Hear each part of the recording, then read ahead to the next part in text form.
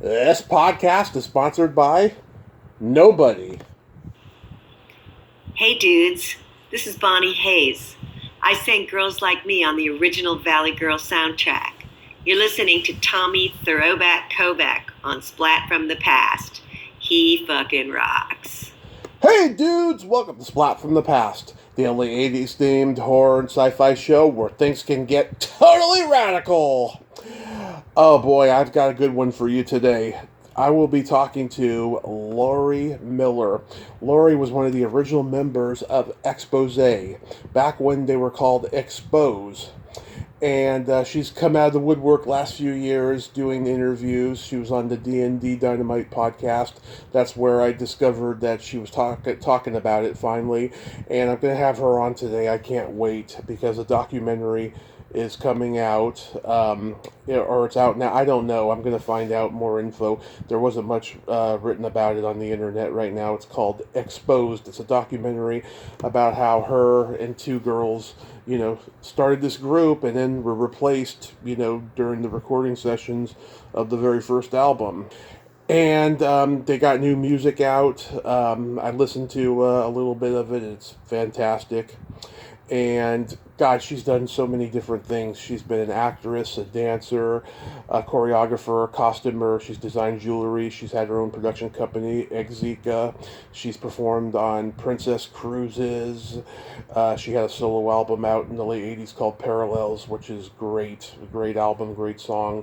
And it's going to be a great conversation. I loved her energy in that interview. She seems very humble, and she's got so much humility that I just loved her energy, and I had to have her on. And not to mention the fact that I love Expose. Point of No Return is such a killer song. Nice little freestyle pop song, Come Go With Me, and so many others.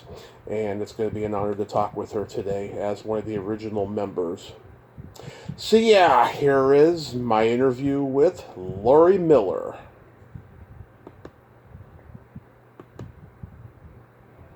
So, going back in time, you've done so many things: singing, dancing, acting, designing, etc. Were you always a creative person early on in your childhood? Yeah, I was always pretty rambunctious, pretty independent, pretty strong-headed. But yeah, I was always into creating things. Yeah. A pretty creative family. My mom and dad were both very creative. My mom, since I was a kid, I remember watching her. She did a lot of community theater, and then she did a lot of shows at the temple, and I watched her star in all those shows, and I remember sitting there watching her going, how can she get up there in front of everybody and do that? And then, of course, I had the experience, and I was like, oh, yeah, because you're playing a character. You're, like, free to be whatever you need to be, right? Right. So are you trained in all types of dancing?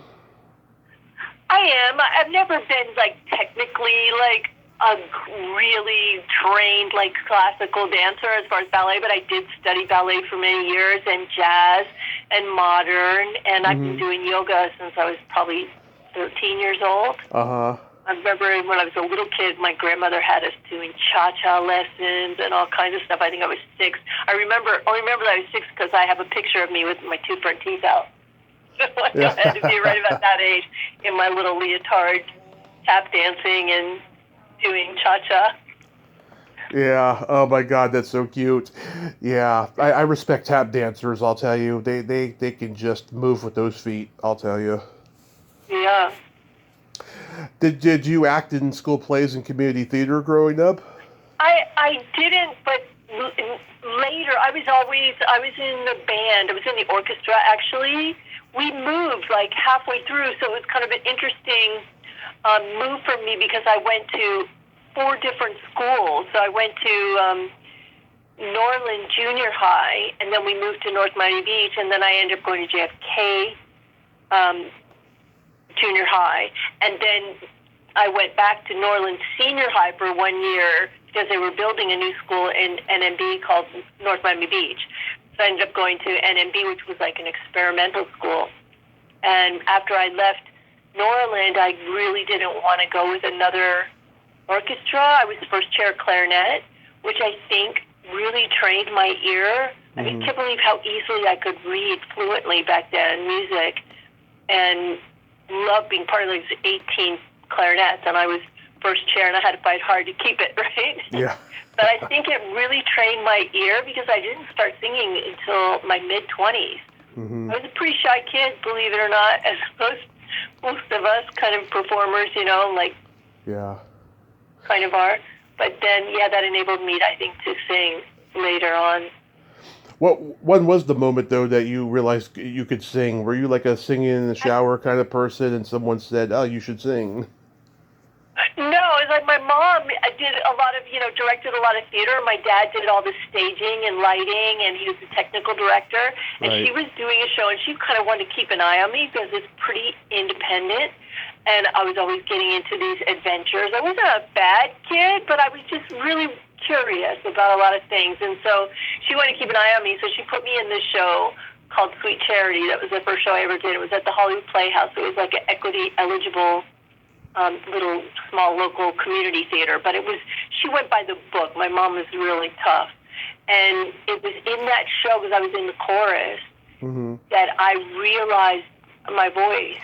And I realized my range, and I realized that I could sing, in a lot of different registers, and I could play with my voice, and I just loved it. And that's when I said to my mom, "This is what I want to do," and she was like, "No, no, it's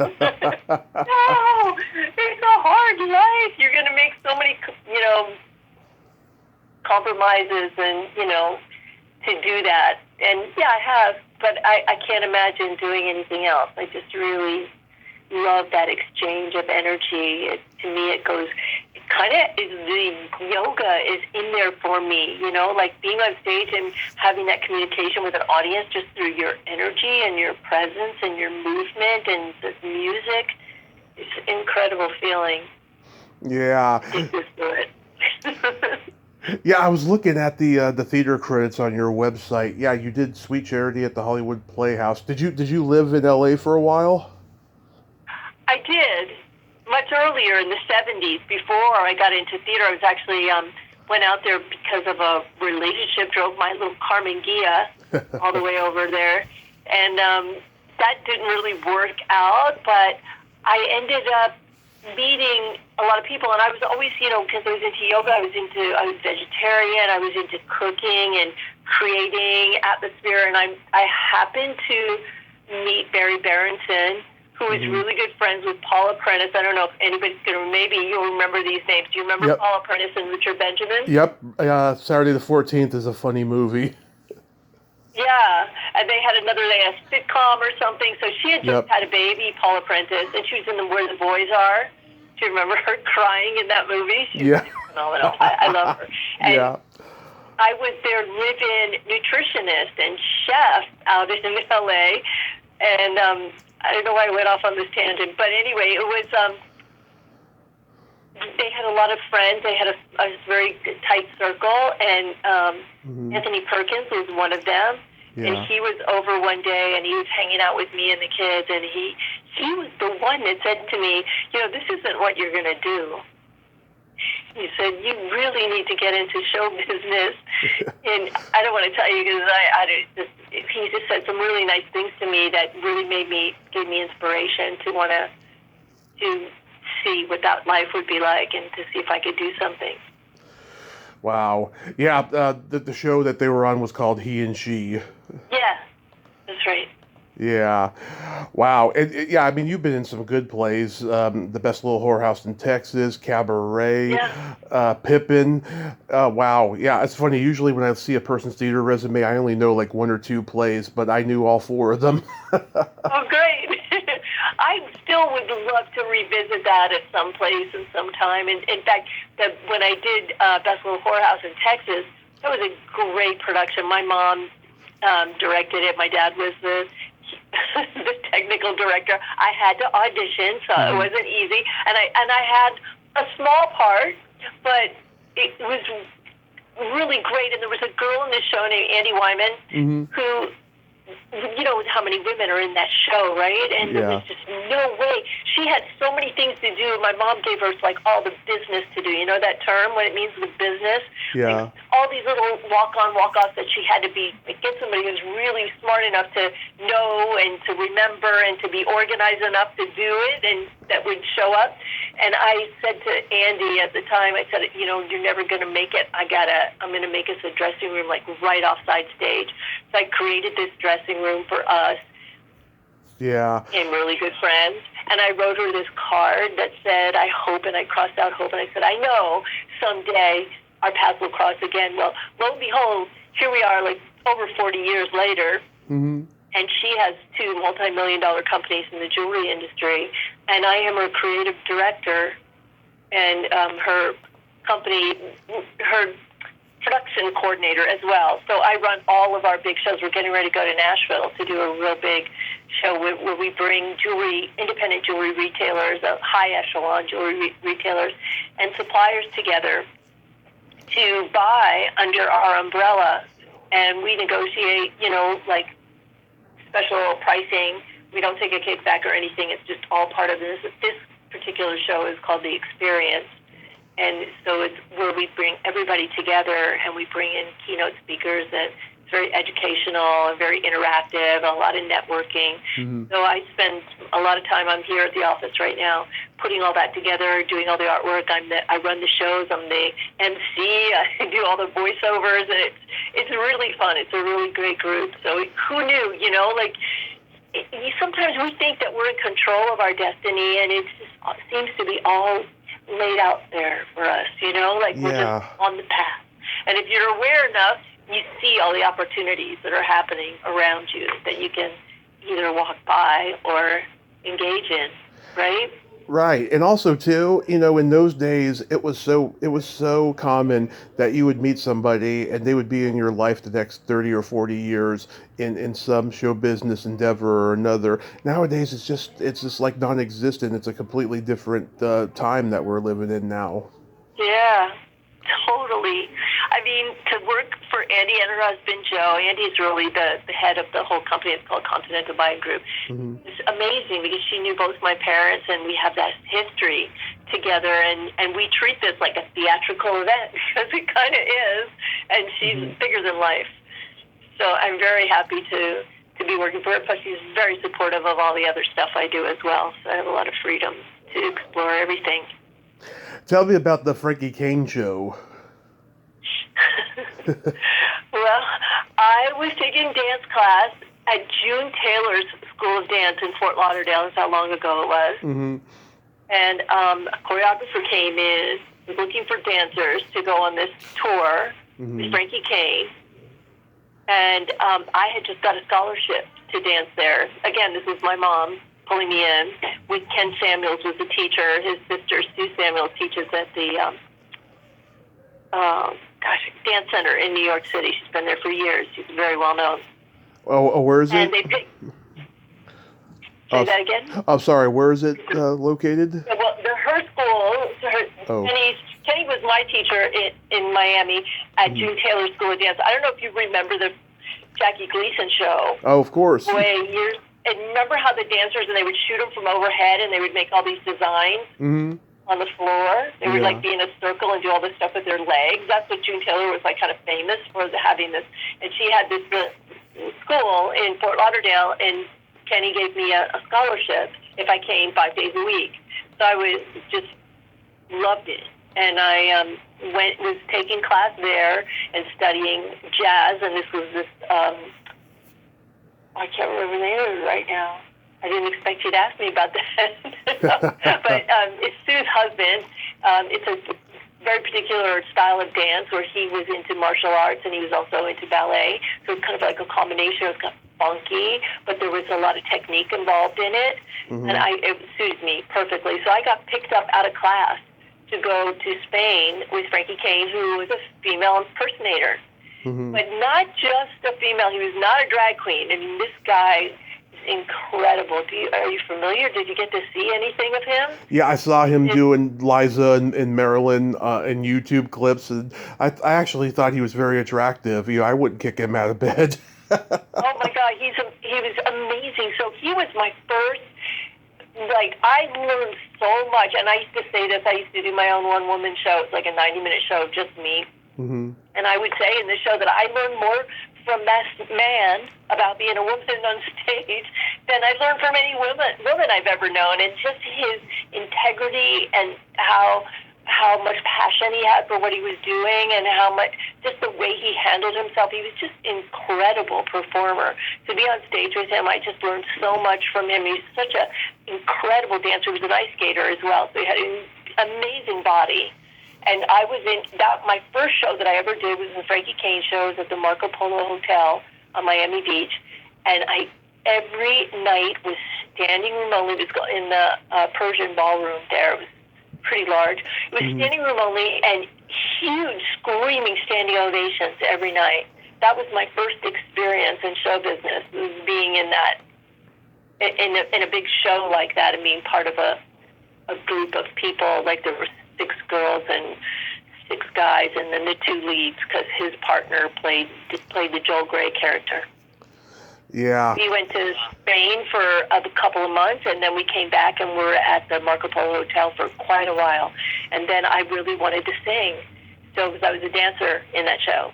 And I used to go out to jazz clubs at night and sit in jazz clubs, and then there was an opportunity to audition for a show at the Sheridan, Bal Harbor. It's not there any longer. It used to be right next to the Fountain Blue, right across from Bal Harbor, which is right down the street from where my office is right now. And I got the part to be in the show, and I got a singing spot as well. That was Miller Reich Productions. Oh, that's so cool. And then that's eventually, what led you down the path to Expose. Well, a lot happened between then, because, then I went to Philadelphia, and I was at Lily Langtry's there, and another show called C'est Magnifique. And then I stayed in Philadelphia for a while. I was singing in a jazz club with a group called the Freudian Slip. Mm-hmm. I was really kind of getting my chops together vocally, and no better way to do that than get yourself in a top 40 band, which I did afterwards. And then just one thing led to another. Wow, you're really making me go back in time. That's what I do. You know, my bio? Yep. It's good to talk about it because, you don't want to forget. Yeah, and then I came back and I was doing a lot of corporate stuff with a company called Xanadu. Mm-hmm. And then I was taking classes again with Kenny. And through dance class, there was a girl there, Daria, who knew Frank Diaz. And he was looking for girls for another group called Technolust. It was, this guy Freddie was the lead, and so it was me and another girl. We were Sugar and Spice. We were his backup dancers. And after I did a couple shows with him, he was like, "You got to give this girl her own thing, because she's just requiring too much focus taken away from me. She's taking all my focus." And then Frank, so I always wanted to do my own thing, but Frank and Ismail and Louis Martinez at the time, he's now Louis Martinez, they were working on this project of a girl group, and they knew that I had all this theatrical background and choreography and styling and makeup and costuming and all that, and they offered me to come in and help them put the group together.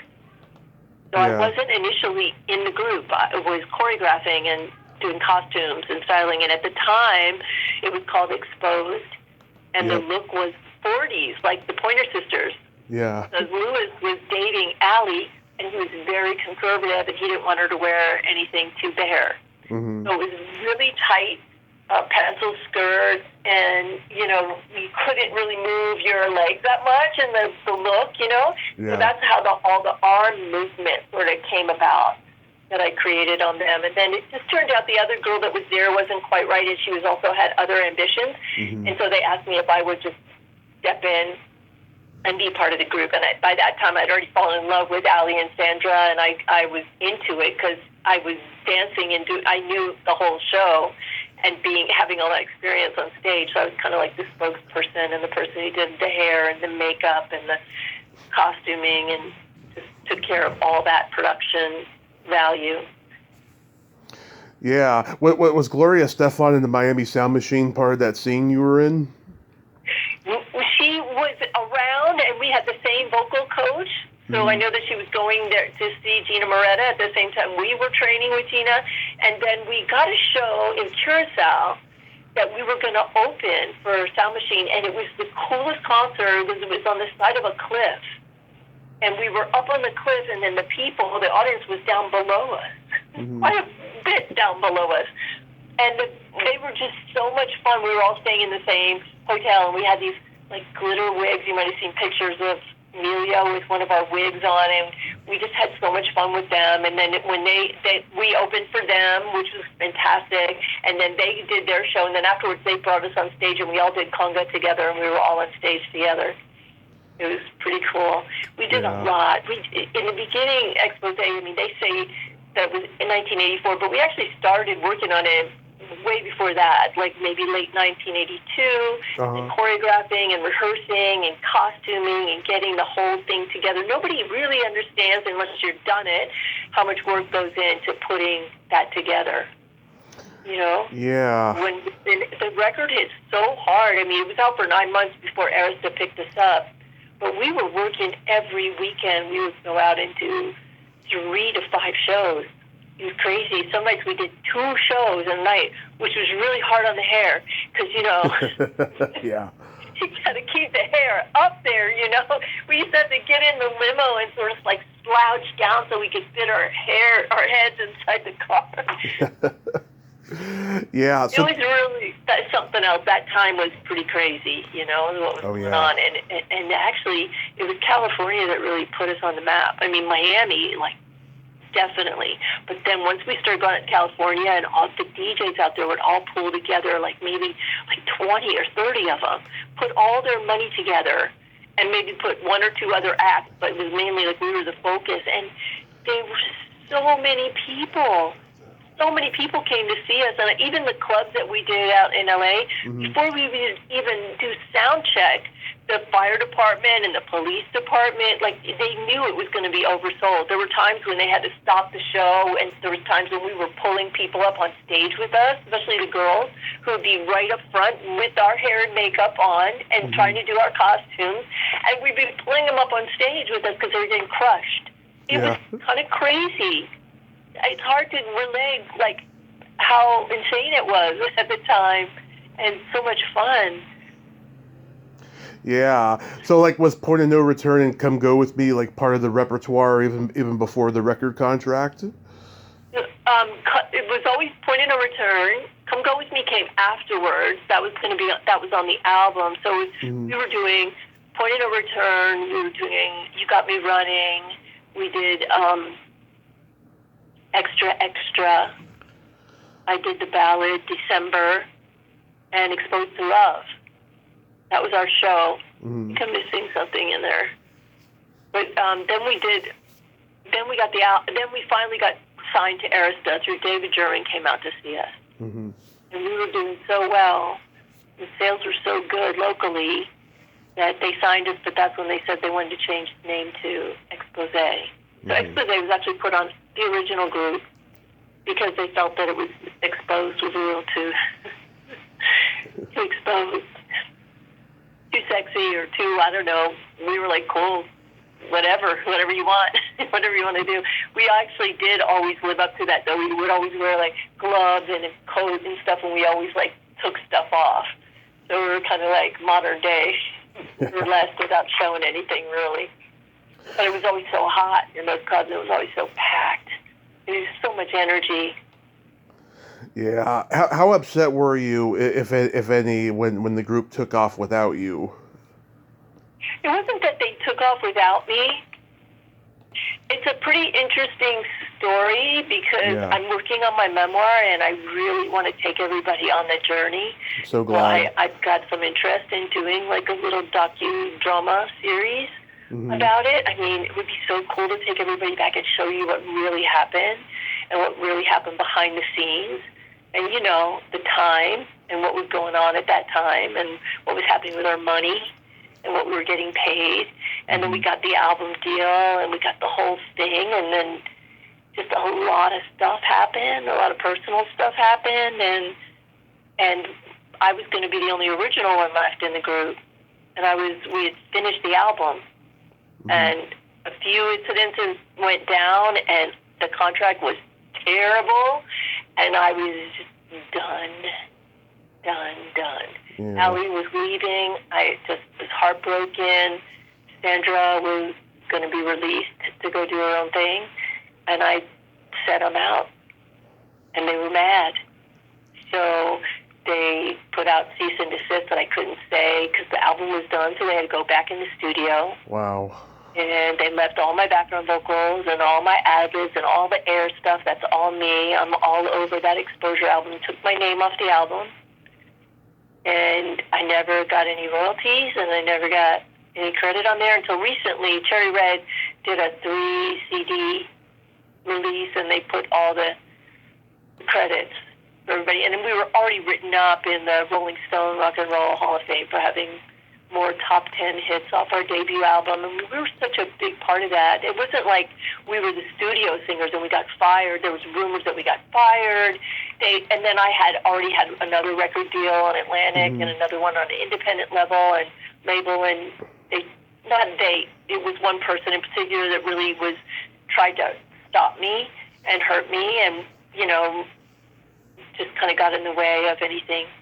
And then all these years later, I find out that my record that I did when I left there, it's called Love is a Natural Magical Thing, has been all this time been so loved and played all over Europe that I got contacted by this DJ label, and they wanted to re-release it.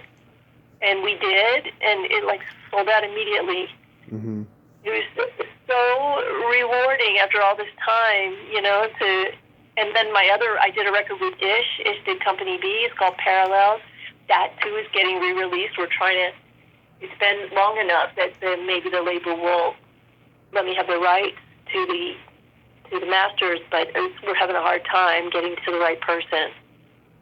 It's Warner that's holding it right now. Yeah. Wow. Yeah, you are more forgiving than I am. I would have attempted to sue or maybe spend the rest of my life being bitter, which I've seen over the years on this podcast. A lot of people who got screwed out of things. About it, but, yeah. Tommy, it's a great story. It's better because of all of that, to tell everybody, show it really goes on, there's so much more to it that there's so many incredible stories. So the saddest part for me, really, is that the new girls they're not new. I mean, they've been doing it for, decades, right? Yeah. Jeanette and Joya and Ann. I have maybe a little bit of a relationship with Joya. She's the friendliest and the nicest. Yeah. And Jeanette has the gig because Allie and I saw her performing, so we told Lewis about her because I knew Allie wanted to leave. She really didn't like traveling that much, and there was other things happening. I don't want to say too much because not everybody's here to this day. Alexandra passed away a couple of years ago, and to talk about their side of the story. So, I love her very much, and I miss her. I wish she was around for this, what's happening now. But, yeah. When's the documentary coming out, and how did it come about? Just, I'm going to tell you, we have a lot of power in our thoughts, and what we think, as long as it's for the good of all, and it's coming from your heart. And I have been working on this and working on my memoir and talking to a lot of people and talking to publishers and working on this. And then one of our road managers is Ray De La Garza reached out, and he's working for a film company, and they did, the first documentary was for Bye Bye Miss American Pie. They did a whole thing about that song, and they also got a licensing to do a Broadway show about it that they're still working on. And so their second choice was Point of No Return, which is crazy, right? I mean, it doesn't even make sense. But it's a good story, and a lot of people don't know what happened. We did so many shows, and we had so many fans and people that we sat with for at least 2 hours after every show, signing autographs and talking to them and hanging out, and just so many people that really loved us. And then when it was so abrupt, like we got the tour, everything was in place for the original girls.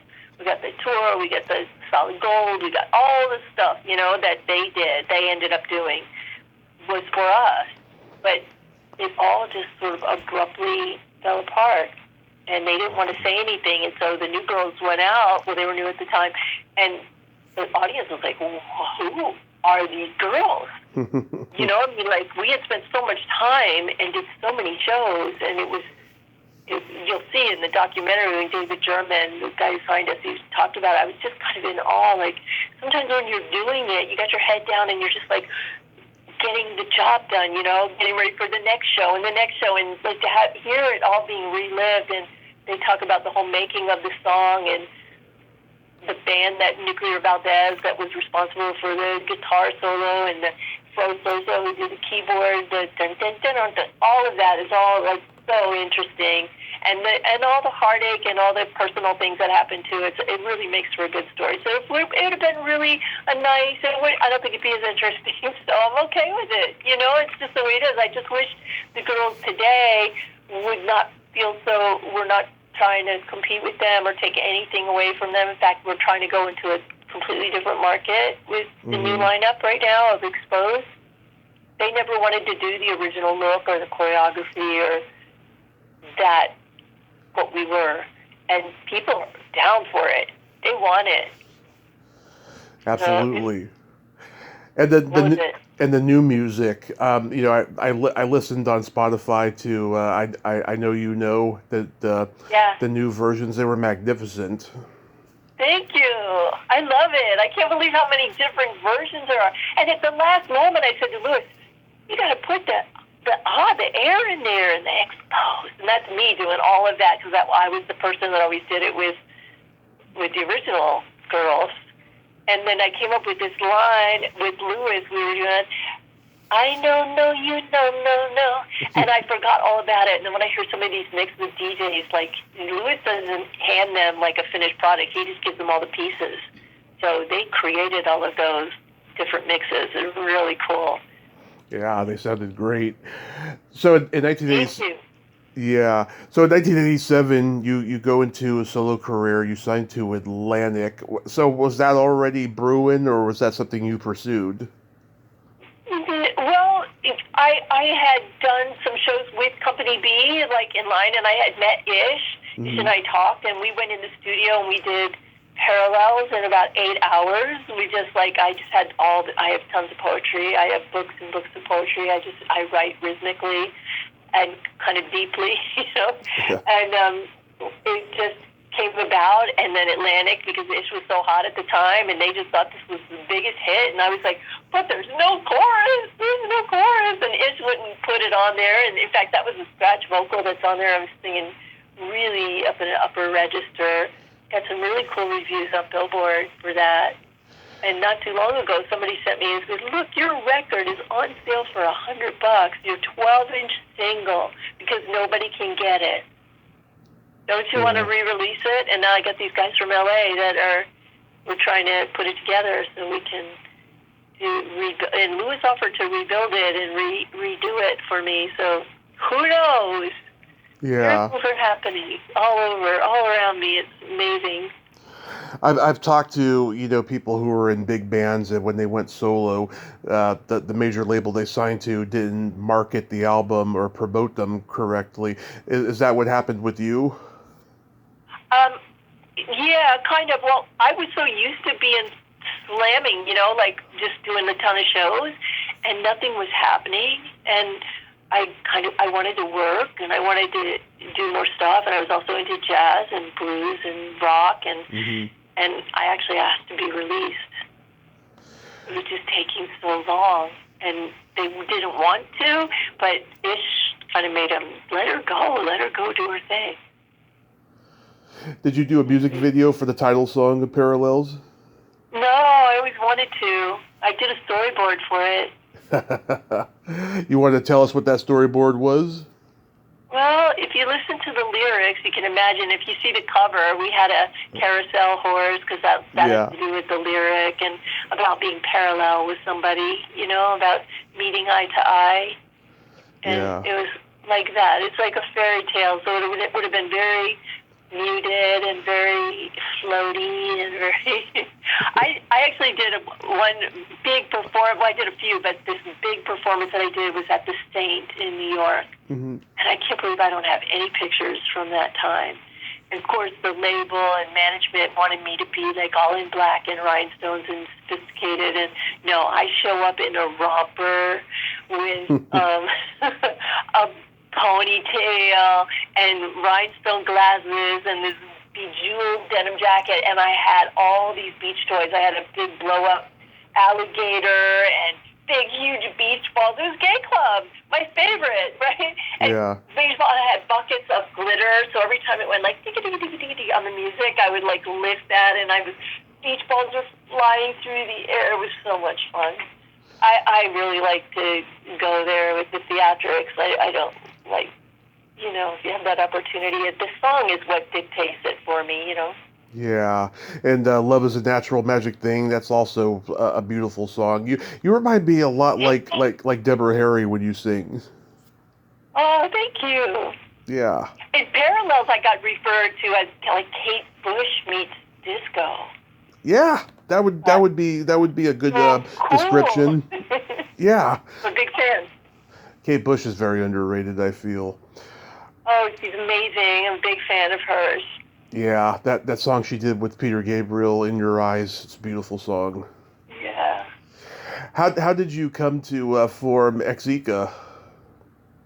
Chica? Yeah. Chica Productions is, that's okay, it's Portuguese, so this X is S-H, like she, Chica. Yeah. Chica. That's when I was living in Philadelphia, and I was working there, and I saw this movie about Chica da Silva.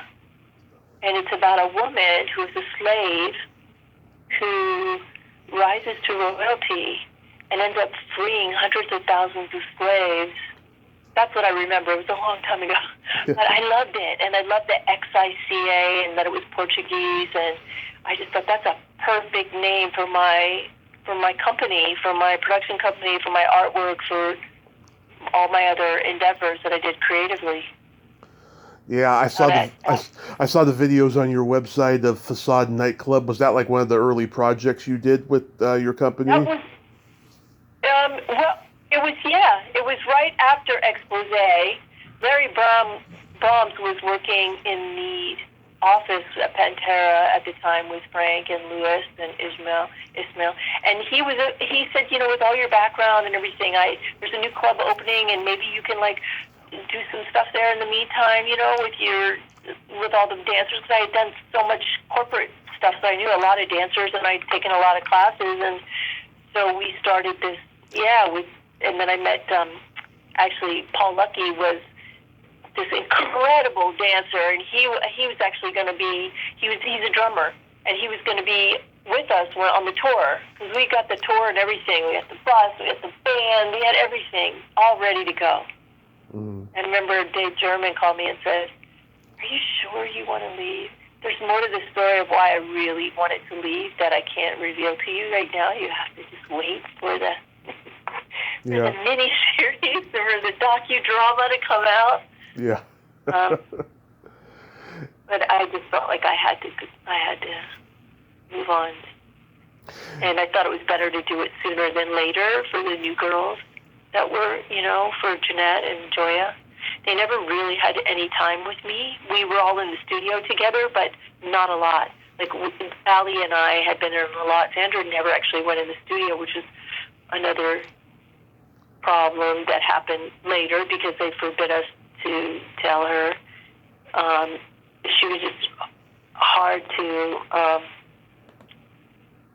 I just don't want to say anything about it, anything negative about her, because she was in a position, and so was management, that they sort of enabled her to have access to a lot of recreational drugs that, she probably wouldn't have normally, and she had a weakness for that, and it was really affecting what was happening on the road. and I blame them more than anything. I mean, I've never kind of had an issue with that or a problem with that, but it affected all of our relationships. And Yeah. I was engaged to Frank Diaz, he's my fiance, and it was just there was just a lot of personal stuff going on that just after a while you can only turn your head the other way for so long, before you. Of course. And the contract is terrible. They would have owned everything, all my art, all my choreography, everything that I did. It was that kind of a deal. It was like a management deal. Wow. And there was no way. But just to give you an example, like we would make like $5,000 for our show, which was a lot back then, right? Right. And they were giving us $100 each. Wow.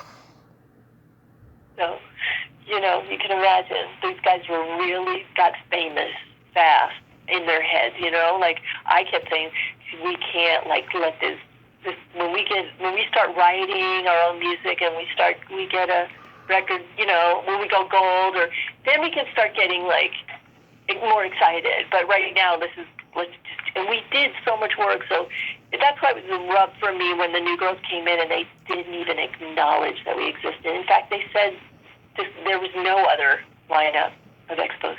They denied it. So I don't get it. So, but I haven't heard it from them. They never talked to me. They never, so maybe they have a different story. Maybe their management told them not to say anything, because they were trying to just like slide them in real quick to fulfill all the obligations we had.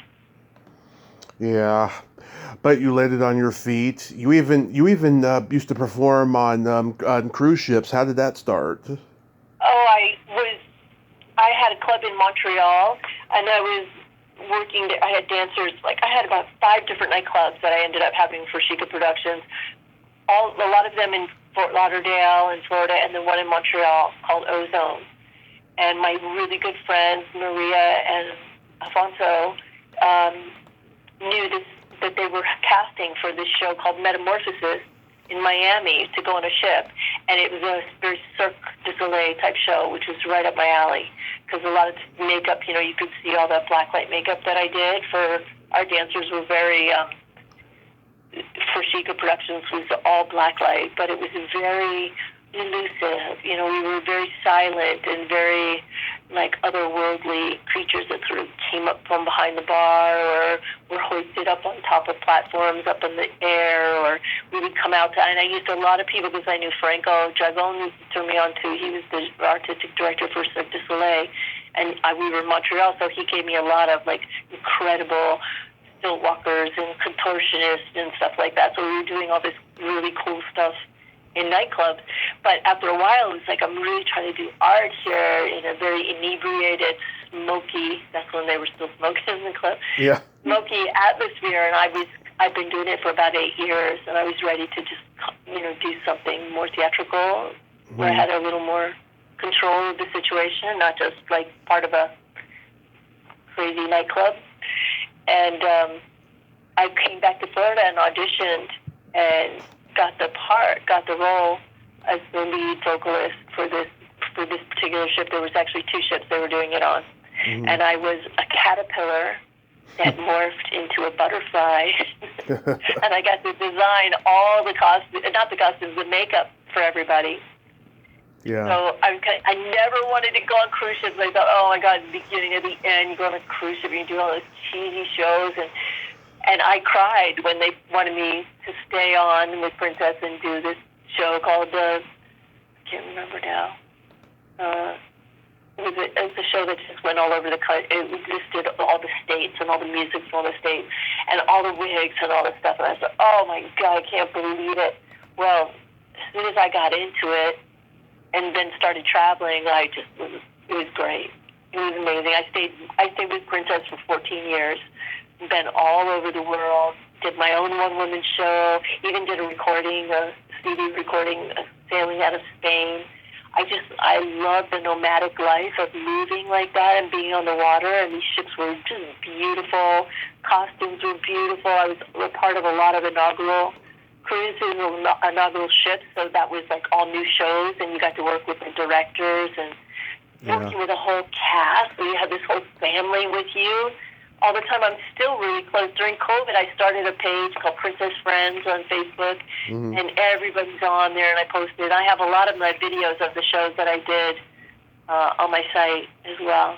And that just enabled me to do so many things that I would have never probably done, songs I would have never chosen to sing. And so it really just added to my arsenal of all my experiences. You know, it just it was a really great experience. I loved every minute of it. It's amazing. What else do you have coming up that you can mention? So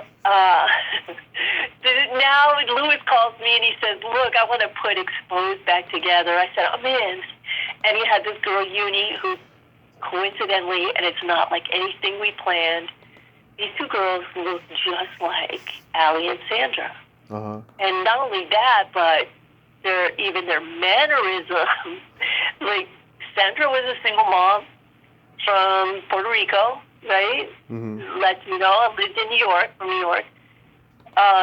So Jessie is also, you know, we have 3 generations of women, right? So Uni, who looks like Allie, is in her 20s. Jessie is a single mom from New York. Her family's from Argentina, but she also spent time in Puerto Rico. That's Uni. Unicia, we call her Uni. Beautiful name. And then, you know, me. I'm the Celine Dion of the group.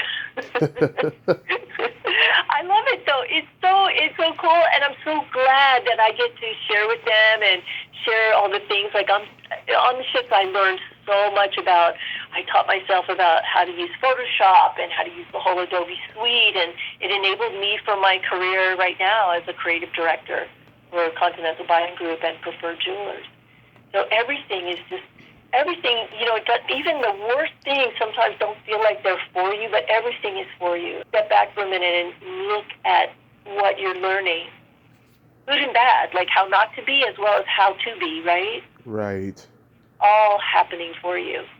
I'm just so thankful about everything. So then I got together with Liz and I met Uni and Jessie, and they're just amazing, and we rehearsed like crazy to do the show. We just did 2 songs, so we're learning more songs. I just spent the whole weekend doing the new promo for us, editing, because I love doing video editing. I love doing documentary stuff. It's my thing. And we're getting ready to, you know, we're going to do some more songs, hopefully some of those original songs that we did in our show that the girls don't do now. We really are trying not to get in the way of what they're doing or their career. So we're trying to go in a different direction. And we'll see what happens. We'll see what's meant to be. Laurie, you are just so amazing. Thank you so much for coming on today. And I have to say, you're still gorgeous. You never age. Thank you. That picture's filtered a bit, you know. Thank you so much. And, you know, I'm totally plant-based and do yoga every day, and I do a lot of deep breathing. So, you know, you just got to take care of yourself. But really, like, believe in your heart, your dreams, and things that you can picture, you know, that you want to make happen. Even the smallest thing, you'd be amazed at how powerful our thoughts are and our prayers are. Thank you, Laurie. Have a great night. Thank you so much, Tommy. I really appreciate you. Thanks a lot. Thank you. Bye-bye. Bye. Well, there you have it. Laurie Miller. Ain't she a sweetheart? Oh my God, what a sweet lady, huh? What did I say? Humility, total humility. I am so glad that we got to talk, and I'm so glad that all the stuff about the original expose group is finally coming out, and that there could be a peace of mind for both the performers and the fans. And who knows, maybe they'll be on those, like, you know, 80s cruise ships, or 80s, you know, 80s in the sand in Dominican Republic, which my other guests, Diane Franklin and Julia Montgomery, do all the time. Who knows? We shall see. But go check out that documentary when it comes out, and the new music. Well, until next time, this is Tommy Throwback Kovac saying there's no shame in living in the past, because the present sucks. Later, dudes!